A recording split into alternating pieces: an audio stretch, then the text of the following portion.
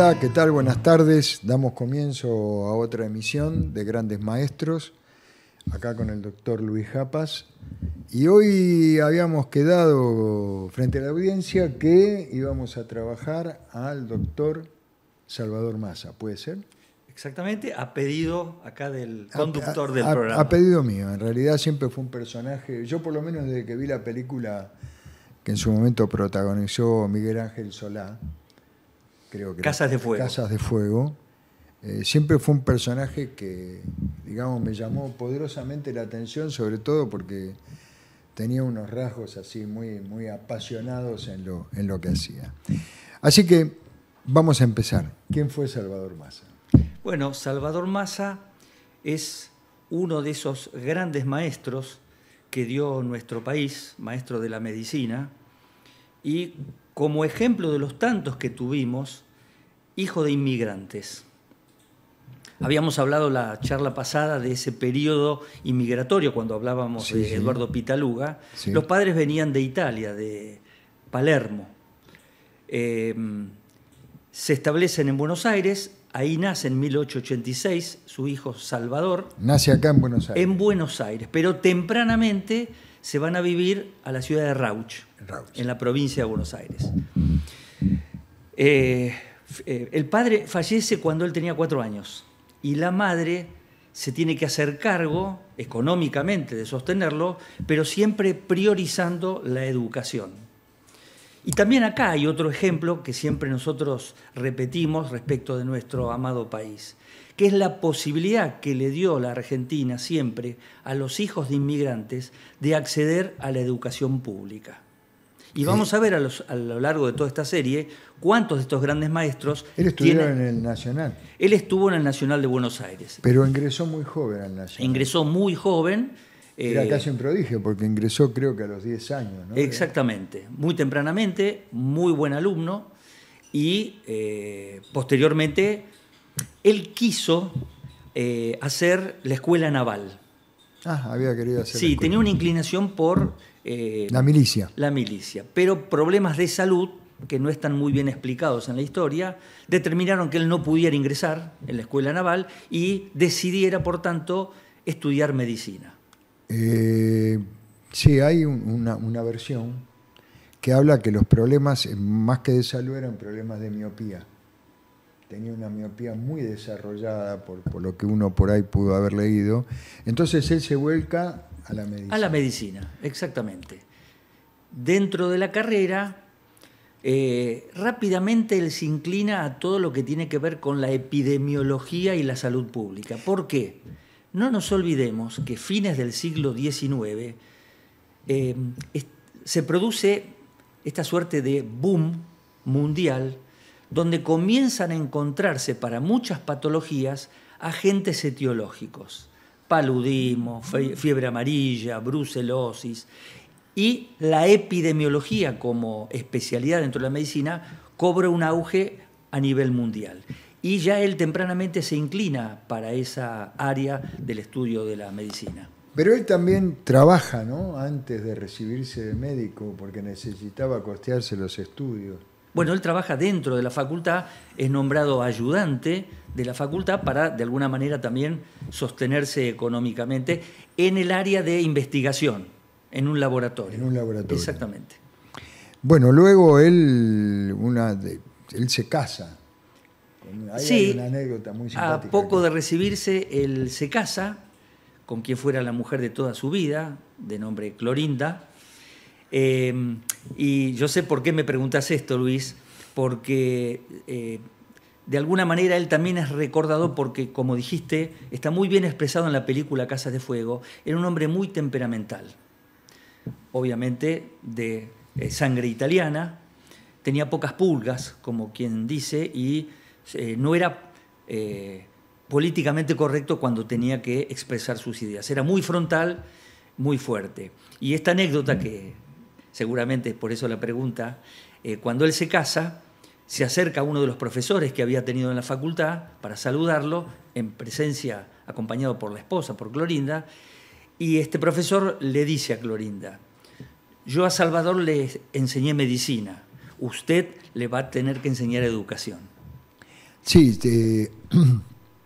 este tema del carácter tan volátil le generó muchísimas reacciones en contrario para poder llevar algunos proyectos más adelante con el tiempo, ¿no? Una persona muy, incluso muy verticalista y muy chocante. Muy exigente. Muy exigente con él mismo, con casi él mismo, espartano, y del y mismo con los modo demás también. con sus discípulos.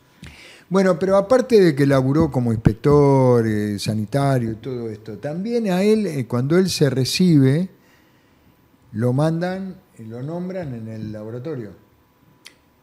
Sí, él trabaja en el laboratorio. Hoy es el Malbrán, para que la gente sepa. Exactamente. Lo que hoy es el Malbrán, antes era el laboratorio bacteriológico. Exactamente, un laboratorio de bacteriología, porque como dijimos, él se inclinó a esa parte Sí.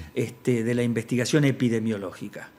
Es así, ingresa en el hospital militar, consigue un cargo en el hospital militar y con un cargo es enviado por aquella época a viajar a Europa por primera vez para hacer los estudios epidemiológicos en Alemania y en el Imperio Austrohúngaro. Más o menos como Carrillo. Más o menos, pero estamos hablando de un periodo donde todavía estaba el conflicto bélico de la Primera Guerra Mundial, o la Gran Guerra, como se la conocía en ese momento. Es ahí donde toma contacto por primera vez con el profesor Carlos Chagas y se interesa de las investigaciones de De nacionalidad era brasilero. Brasilero, exactamente. Carlos Chagas es el primero que investiga en Brasil, en Minas Gerais, esta enfermedad por la que nosotros conocemos a Salvador Massa, que lleva su nombre, la enfermedad de Chagas.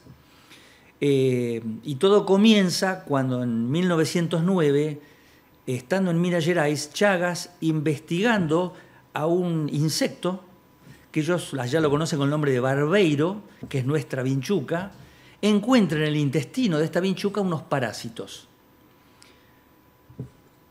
Le despierta curiosidad, manda muestras de esos parásitos a un colaborador, amigo de él, Oswaldo Cruz, también brasilero, quien toma esas muestras, las inyecta en animales y consigue enfermar a estos animales con lo que prácticamente hoy conocemos con las signos sintomatología de la enfermedad de Chagas. Esto produce, en aquella época donde todos buscaban alguna causa etiológica para las enfermedades, un gran descubrimiento, y Chagas lo presenta en la Academia Nacional de Medicina de Brasil. Pero no es bien recibido. Por dos razones, que podríamos incluso hasta hacer la analogía que fueron las dos mismas razones por las cuales Massa en Argentina también tuvo dificultades. Primero, ponía en evidencia la realidad sanitaria de las regiones rurales de Brasil, donde la mala educación, el mal estado sanitario, la mala alimentación favorecía la aparición de estas endemias o epidemias. Y eso a la clase política no le gustaba. Eso llevó a enfrentar incluso a que los pares de Carlos Chagas, tuviera también, por envidia profesional, que los colegas brasileros hicieran, no le dieran demasiada trascendencia a su descubrimiento. Un poco el vacío, digamos, ¿no? Exactamente, por envidia. Esto llevó a que él no bajara los brazos y siguiera con sus investigaciones. Posteriormente sigue cayendo en descrédito, prácticamente él no tiene apoyo del Estado para seguir con estas investigaciones, incluso hasta él comete un error porque le atribuye al bocio de los pobladores rurales también una causa por este parásito, cosa que después se demostró que no era así. Entonces cae un poco en descalificaciones. Viaja a nuestro país para dar conferencias en nuestro país sobre esto mismo.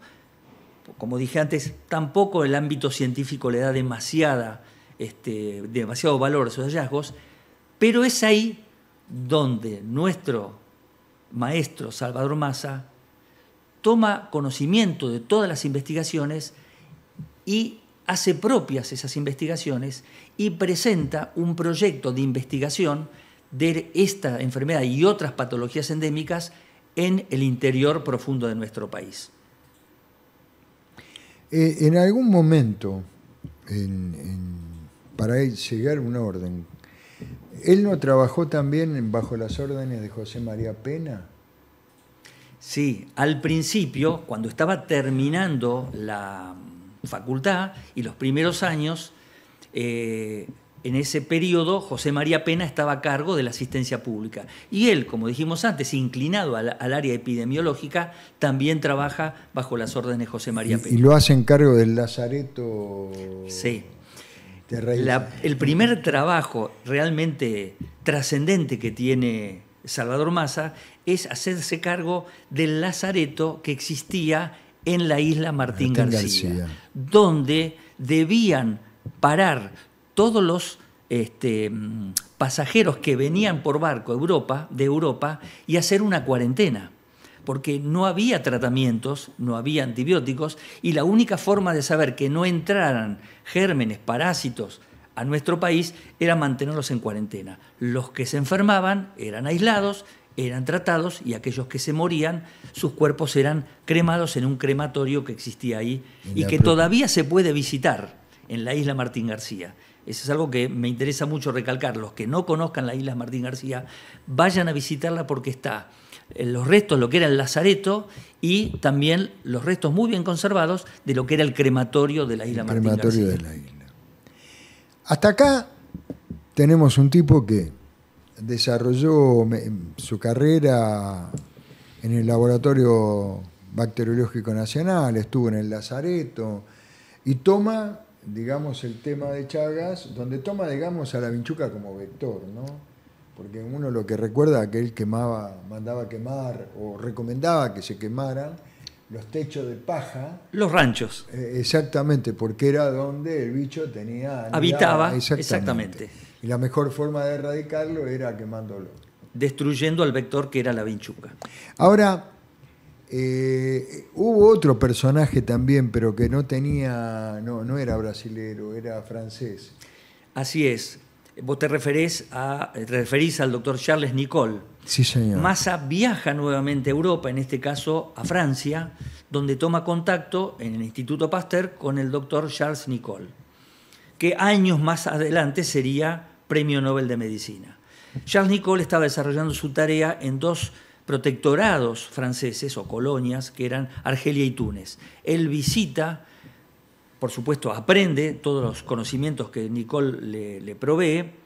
Nicolle tiene una particular amistad y una cercanía con Salvador Massa, y al punto tal que cuando Massa vuelve al país, lo invita en algún momento a Charles Nicolle, que viene al país por invitación de la universidad y de Salvador Massa, y lo acompaña a conocer el interior profundo, el noroeste argentino, donde obviamente toman plena conciencia de la realidad sanitaria del país. Y él es el que lo empuja y lo ayuda a que la Universidad de Buenos Aires lo apoye en la creación de un instituto que desarrolle sus tareas, pero no solamente por el tema del Chagas y la vinchuca, sino por todas las enfermedades endémicas que pululaban por aquella época en estas tierras. Ese instituto es el MEPRA. El MEPRA, exactamente. La MEPRA es la Misión para Estudios de la Patología Regional Argentina.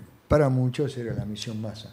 La Misión Massa, exactamente. Para muchos así era la Misión Massa. Exactamente. Bueno, vamos a hacer una cosa. Vamos a ir a un corte. Bien. Y volvemos y seguimos con el amigo Salvador Massa. Muy bien. Osmédica, la obra social de los médicos. ¿Estás buscando una obra social que realmente entienda tus necesidades? Te invitamos a ser parte de Osmédica. Delegaciones en todo el país. Amplia cartilla médica. Centros médicos propios con tecnología de vanguardia y gestionados por médicos de trayectoria. Siempre cerca tuyo porque tu salud es nuestra prioridad. Súmate hoy mismo. Visita nuestra página web para más información. Encontranos en redes sociales como @osmedicaoficial. Afiliate y experimenta un servicio diseñado para tu bienestar.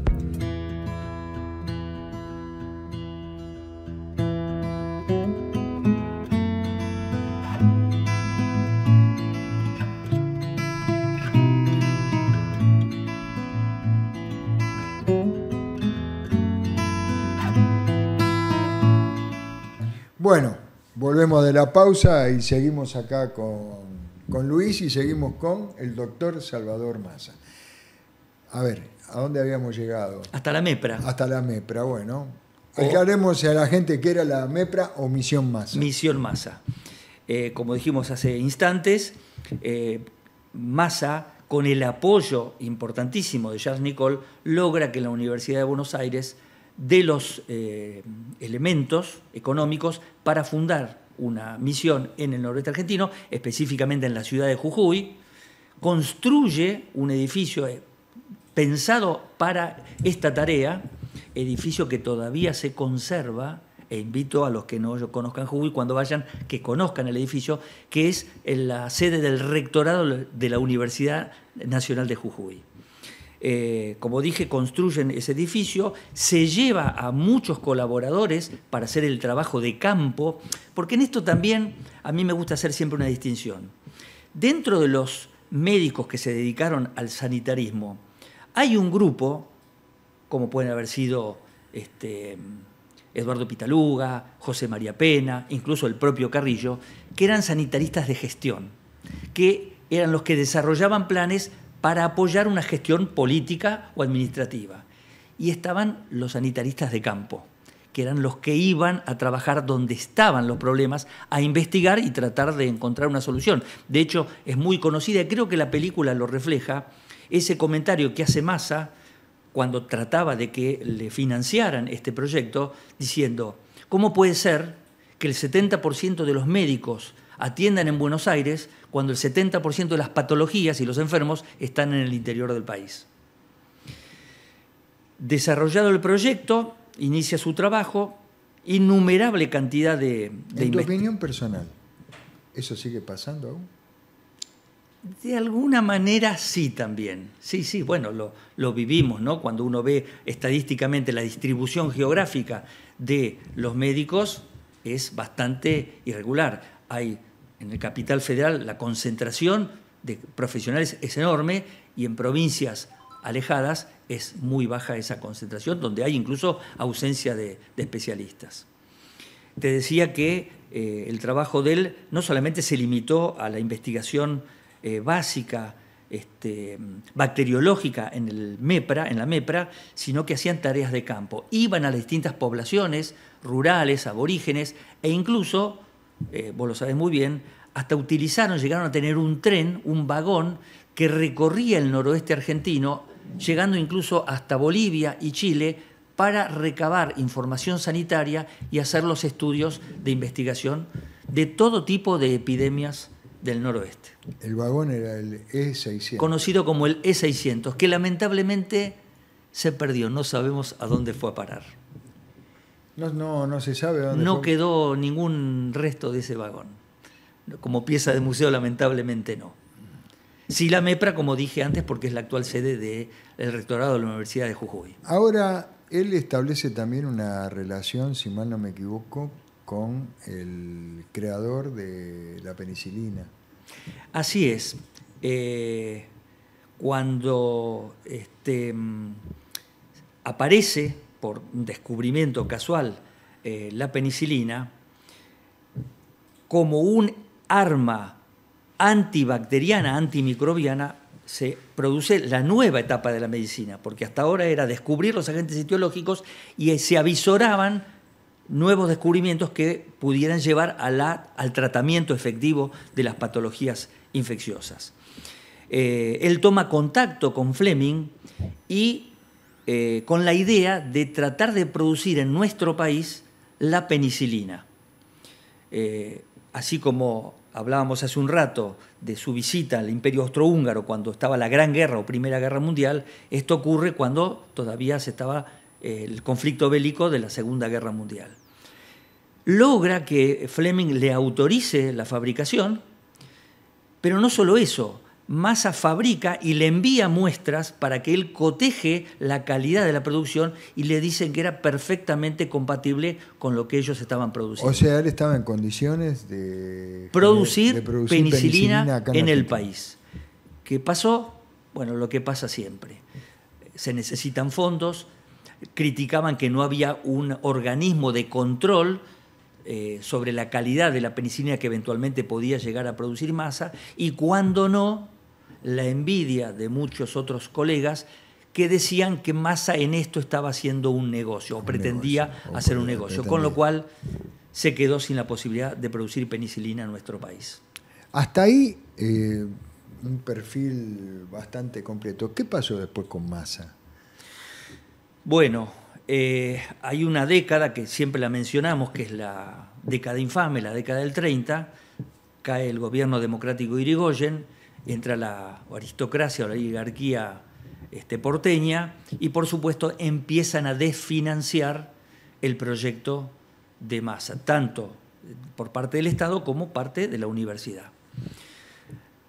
Massa pone todo lo que tiene de su pecunio para seguir investigando, porque lo movía básicamente el conocimiento y, obviamente, tratar de encontrar la solución a estos problemas epidemiológicos de los ámbitos rurales. Y logra convencer a la aristocracia del noroeste que sostengan o apoyen su proyecto, hasta que él puede comprobar y demostrar que la vinchuca, como vector, vivía en los ranchos, malos ranchos, en condiciones deplorables de salud de los habitantes, que no eran ni siquiera dueños no del rancho, del terreno, y que trabajaban para estos aristócratas. Y entonces, cuando les dice que hay que invertir para mejorar las condiciones sanitarias de esta gente, la aristocracia le quita el apoyo económico. Cualquier parecido con la realidad es, digamos, mera coincidencia. Mera coincidencia. Sí, o no hay nada nuevo bajo el sol. Te hago otra pregunta. Él sigue trabajando en Jujuy, ¿no? Él sigue trabajando. Hago un pequeño comentario. Hablamos de Carlos Chagas. Sí. Durante el primer periodo es el que comunica este descubrimiento.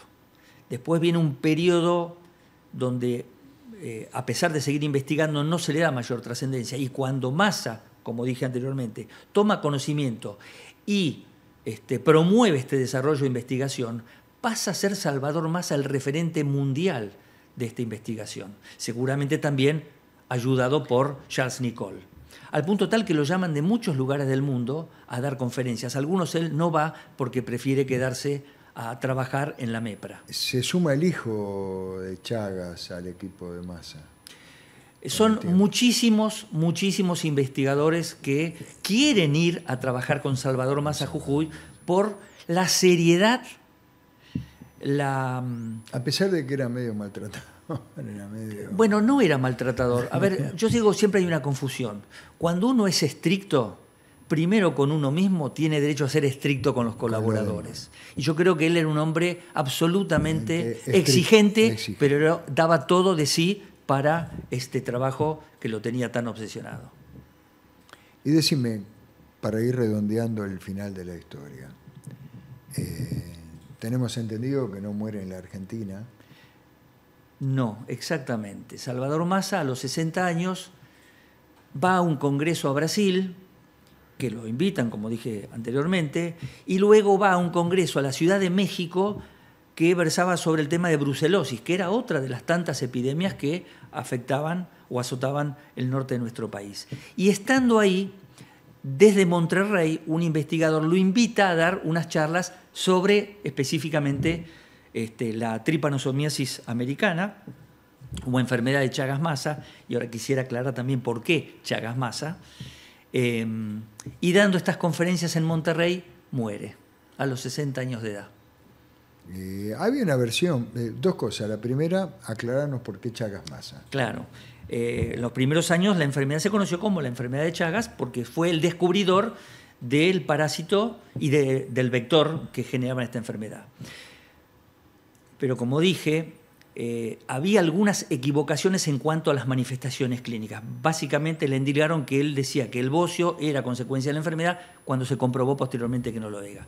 Pero Massa tiene, digamos, el gran aporte, primero, de la seriedad de su investigación, inapelable, de la obra en la MEPRA, y en haber descrito la etapa aguda de la enfermedad, cosa que Chagas no había hecho. Y en esa etapa aguda, con tratamiento, la enfermedad de Chagas se cura. Cosa que hasta ese momento lo que se veían eran las secuelas cardíacas y intestinales de la enfermedad que llevaban a la muerte temprana. Había una versión que decía que podía haber sido víctima él de la enfermedad. Sí, se dice que como tuvo un paro cardíaco en Monterrey, podría haber sido que él se haya contaminado o infectado en determinado momento, porque la enfermedad de Chagas puede transmitirse a través de la vinchuca, pero otra vez por contaminación, por transfusiones de sangre, incluso a través de la placenta, que no es el caso de él, por supuesto. Pero sí, se dijo siempre que podía ser la causa de su muerte la enfermedad de Chagas Massa. Y una pregunta, fallece. Una vez que fallece, ¿qué pasa con todo su trabajo? Bueno, ya antes de su muerte, unos meses antes de su muerte, la Universidad de Buenos Aires le quita el apoyo y decide que la MEPRA se tiene que trasladar a Buenos Aires. Así que empieza todo el trabajo de desarmar la fundación con todos los trabajos que había llevado a cabo Salvador Massa con sus colaboradores, y todo ese trabajo ocupó 7 vagones de tren para ser trasladados a Buenos Aires. La cantidad de trabajo que había llevado adelante Salvador Massa. Meses después lo agarra la muerte en Monterrey. La mujer, Clorinda, que por supuesto la acompañó toda la vida en su trabajo, no tenía un buen pasar económico, justamente tuvo que salir a mendigar algún tipo de subsidio por la muerte de su esposo. Que nunca se lo dieron. Y algunos comentan que en parte se pudo mantener vendiendo algunas de las pertenencias, propiedad de Salvador Massa y de ella, para poder sostenerse económicamente. Pero vos tenés pruebas de que esos archivos luego se recuperaron. Vos sabés que durante muchísimos años se habló de que todos esos archivos se habían perdido. Afortunadamente, un grupo de investigadores de la Universidad de Buenos Aires trabajó con denuedo, intensamente, y encontraron casi la totalidad de los archivos de los trabajos realizados por Salvador Massa en la MEPRA. Y, una hermosa noticia, volcaron todo ese hallazgo en un libro que está editado y que la gente puede adquirir en las librerías, que es el archivo perdido de Salvador Massa. Así se lo conoce. Exactamente. El archivo perdido de Salvador Massa. Y para ir finalizando, ¿no? Y teniendo en cuenta que vos, como para enlazarlo con otro tema, la vida y la obra de Salvador Massa, ¿qué hubiera pasado en el hipotético caso, ¿no? ¿Qué hubiera pasado si la investigación de Salvador Massa se hubiera dado 2 años o 3 años después con la llegada de un ministro como Carrillo al poder? Eso lo han dicho, comentado muchos investigadores. No hay ninguna duda, lamentablemente no coincidieron, eso no pasó. Pero indudablemente que de haber vivido más años Salvador Massa, es contrafáctico lo que voy a decir porque no ocurrió, pero no tengo ninguna duda, o muy pocas dudas, de que Ramón Carrillo le hubiera dado no solo el mismo apoyo, sino mucho más apoyo a la tarea de investigación que estaba llevando adelante, que de alguna manera era lo que él propugnaba desde el Ministerio de Salud. Tenía que ver con la coincidencia en las ideas, incluso de lo que originaba todo esto. Exactamente, y en trasladar la investigación y la atención al interior del país, donde verdaderamente se necesitaba. Pensado desde el gobierno central, pero ejecutado en todas las provincias del interior del país. Bueno, la verdad que ha sido una historia muy interesante la de Salvador Massa, para todos aquellos que por ahí no la conocen o la conocen por ahí tangencialmente porque alguna vez leyeron algo por ahí así de reojo. Bueno, ahora haciendo honor a lo que corresponde, haciendo justicia, decinos vos la semana que viene a quién tenemos. ¿Puedo elegir yo? Sí, ahora te toca a vos. Bueno, vamos a hacer 1 y 1, así no nos peleamos. Uno de mis preferidos, el doctor Domingo Cabret. Doctor Domingo Cabret, una de las calles sobre la que vivo. Yo vivo sobre Alberto Einstein y Cabret. Así que el doctor Domingo Cabré la semana que viene. Así es. Bueno, muchas gracias. Gracias a la vos, verdad Luis. ha sido un muy buen programa. Espero que lo hayan disfrutado como lo disfrutamos nosotros haciéndolo. Un abrazo grande, nos vemos la semana que viene.